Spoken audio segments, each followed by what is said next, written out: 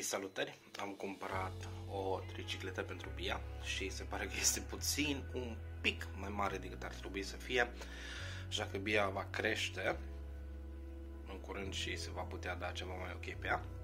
În momentul de față este ansamblată, vorbim de chestia asta și pentru ea, da, este mare, din păcate, dar am ansamblat-o cu ea și a costat undeva la 170 de lei. Este modular. Asta înseamnă că, de exemplu, cu măsăroțile din față, deocamdată este pe treapta cea mai de sus, se poate coborî ca să se înălțeze puțin, iar partea din spate tot așa are două poziții, nu știu dacă se vede bine aici, dar are două poziții și tot așa se poate modifica ca în loc de două roți să aibă una în mijloc și atunci devine o bicicletă de balansă. În momentul de față este o trotinetă și este perfectă pentru ea, în sensul că își păstrează cât de cât echilibru, dar hai să vedem unboxing-ul.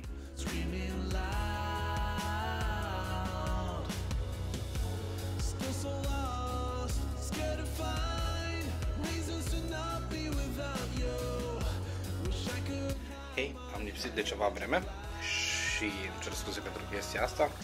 Sper că pandemia asta de COVID nu vă afectează și noi avem o jucărie nouă pentru Bia. Bia care deocamdată... Ce faci, Bia? Ce faci? Nu mai filmă de mult, așa? Ce? Astăzi ce zice? Să facem trotineta? Ai primit o cutie. Unde e cutia? Asta, de lângă. Hai să desfacem. Cred că Bia s-a și apucat de treabă. Bu, hai! Hai să desfacem cutia asta. Hai! Să vedem ce primești tu aici. Poftim.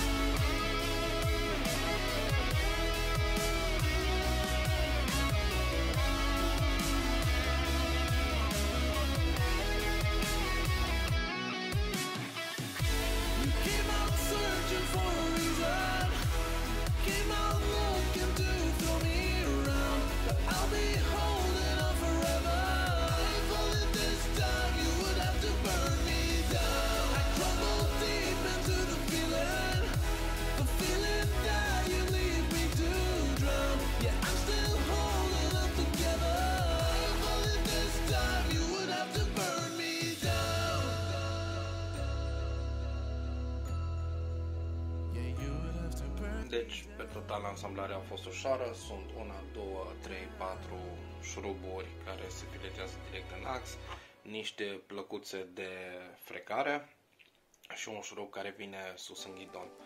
Eu cred că jucăria așa merita bănuții. Se poate comanda de la Nicky Duț, al găsi și pe Mag, etc. Se numește Funny Wheels Rider Pro, iar asta este varianta cu anvelopele de cauciuc.